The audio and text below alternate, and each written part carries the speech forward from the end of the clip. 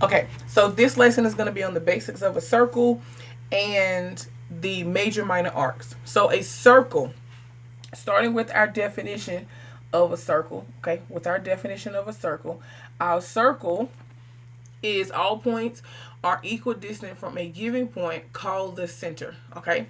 And in this circle, our center is here, which is J, okay? That's our center. Center is J. Now, we're going to name it by drawing a circle with a dot in the middle and labeling the point J. So we call it circle J. Now, in a circle, you have a diameter. A diameter is a segment that goes through the center with both endpoints on the circle, which is also double the radius. Okay, it's going to be double the radius. So for our circle, this is our diameter. Okay, this is our diameter. The diameter is GD. That's the diameter. Okay, and again, the diameter is double the radius. Also, from diameter, we're going to go from diameter to radius. So we have a radius, and our radius is half of the diameter, but it's also a segment with one endpoint on the center of the circle and one endpoint on the circle. So when we name it, all of our points will be named with the center of the circle connected to it. So we have a radius here, and that's going to be called JF. We have a radius here. That's going to be called JD. And we have another radius here, and that is called JG. Okay? So this circle has multiple radii, and they're always going to be half of whatever the length of the diameter is, and you can have more than one in a circle. Okay? Then you have what we like to call a chord. Okay? So we have a chord. And our chord is a segment whose endpoints are on the circle. And the longest chord is your diameter. So your diameter is also a chord. And then you also have a chord right here, because the endpoints are on the circle. Okay? So you have this as a chord, and then you have GD as a chord. So we're going to name the chords. We have AC, and we have chord GD. Okay? Next is our tangent. Okay? Next is our tangent. So with our tangents, we have this line. A tangent is a line, segment, or a ray that intersects the circle at exactly one point, and that point is the point of tangency. So this point right here is my point of tangency, and this complete line right here, this line, is intersecting the, it's not intersecting, it is, yes, it's intersecting the circle at exactly that point, and that is called tangent XM. So we're going to label it by drawing a line and labeling it XM. Okay, that's your tangent.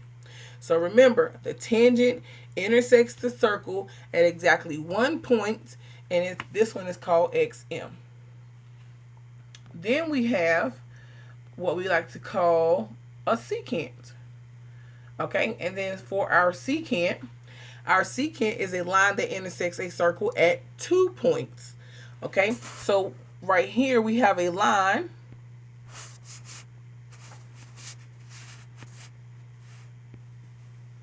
And this is line AC. And this line intersects the circle at 2 points. So the secant was the point where it stopped on the circle.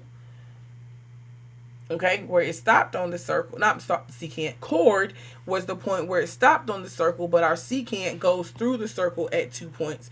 And so this is going to be called AC. Okay, so these are all the parts of a circle that you need to know. Okay, all right, so then we're going to talk about major and minor arcs in a circle. Okay, so we have major, minor arcs, and then we have what we like to call a semicircle, and then we have our central angle.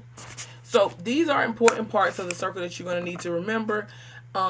as well as the parts that we just learned about the circle. So your central angle is an angle formed with the vertex at the center of the circle.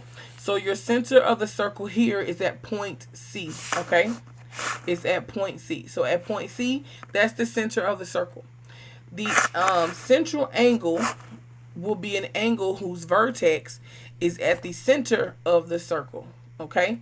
And so what we mean by that is this angle right here, ECF, is at the center of the circle. Okay, it's at the center of the circle, and the vertex is right here at C. So this makes it a central angle because it is right here at the center of the circle. Okay, so when you're naming these, we have angle ECF. That's at the center of the circle. We have another one, ACE. So we have angle A, C, and E. And then you can just look at them and see if you can see some other ones, okay? But remember, for a central angle, the vertex has to be at the center of the circle. And one cool thing about a central angle is that when you have a central angle, whatever the measure of the arc is, okay, the angle is, the arc is the same. So you have this angle here, ACE, because this arc is at the center. Because this angle is a central angle, the vertex is at the center, then the arc measure here is 45. That means the angle measure is going to be the same, which is 45 degrees. Okay.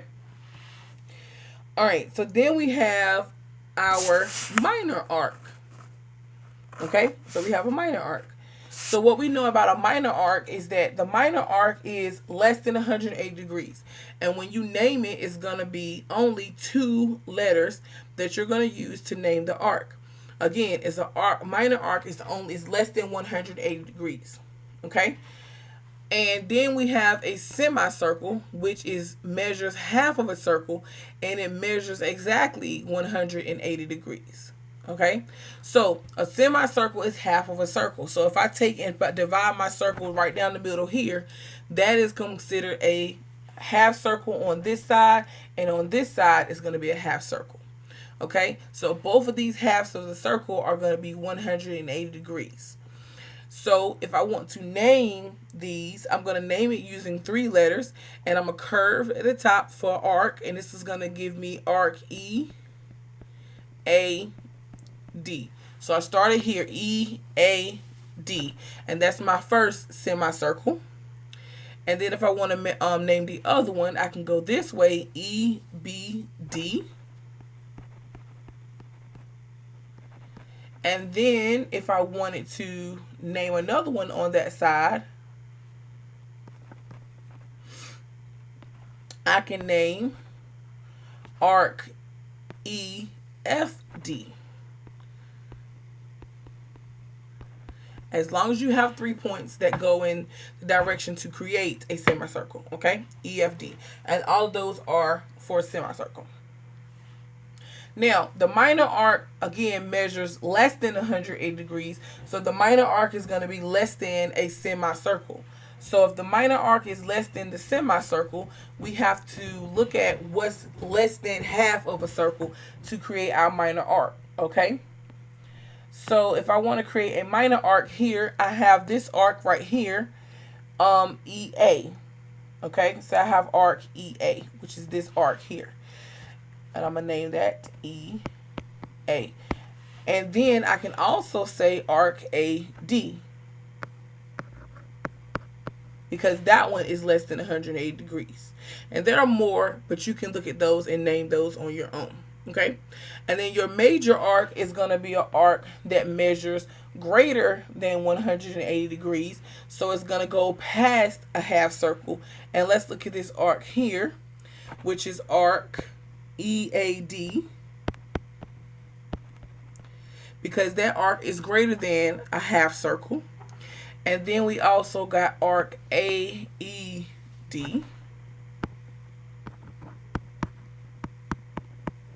because that one is also greater than a half circle. Okay, so all of these are understanding what the arcs are in a circle: major, minor, semicircle, and then your central angle.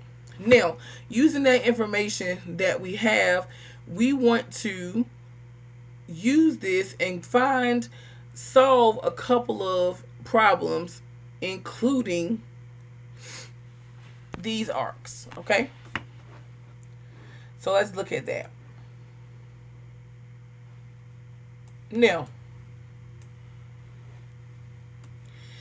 if I go to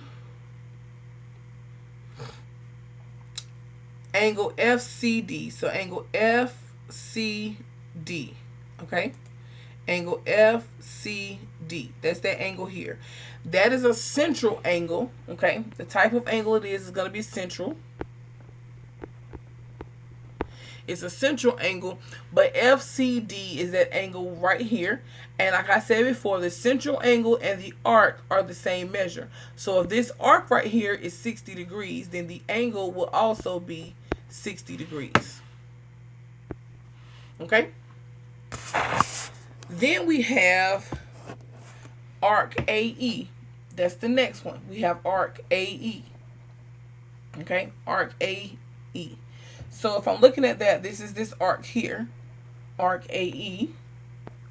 That's that arc, and it already told us that it was 45 degrees, and that is less than 180 degrees, so that makes this a minor arc. Okay, it makes it a minor arc. Now, the next one is arc ADF. Okay, we have arc ADF. Let's look at that one. ADF. That's that arc there. Now, we got to figure out what's going to be the measure of that arc, and how we can figure that out is by knowing what we know about the circle. So I know that this circle has a diameter at ED because it told me this in the problem. It has a diameter at ED. And if that's the case, then that means that this whole side of the circle is 180 degrees. Because that whole side of the circle is 180 degrees, it divides it in half. Then I can figure out what this angle measure here is by subtracting 145 from 180, because this little arc here is 45. So if I subtract that from 180, because the whole arc, EAD, so this whole half of the circle, let me color it so you can see what I'm saying. The whole half of the circle over here is 180 degrees. Okay, so since this whole half over here is 180, then I know that that little piece is 45 degrees. So if that little piece is 45 degrees and the whole half is 180, I can do 180 minus 45, and that will tell me that 180 minus 45, that will tell me what the measure of this piece right here is. Okay, so when I do that, 180 minus 45, that makes it 135. So this one little piece is 135 degrees. So because that's 135 degrees, I want to know the measure of this arc here, this whole thing, ADF. And so that's 135. This piece right here is 60. Let's erase some so you can see, okay? We found out that this piece is 135. And we know that's 60. If we add them together, then the measure of ADF is going to be 195 degrees.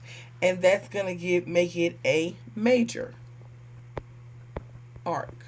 Okay? And that's going to make it a major arc because that's going to make it a major arc because it is greater than 180 degrees. Okay? So now, what I want you to do is use the information that you learned from this mini lesson, and I want you to find the measure of the rest of the angles. Okay? I want you to find the rest of the angles. All right?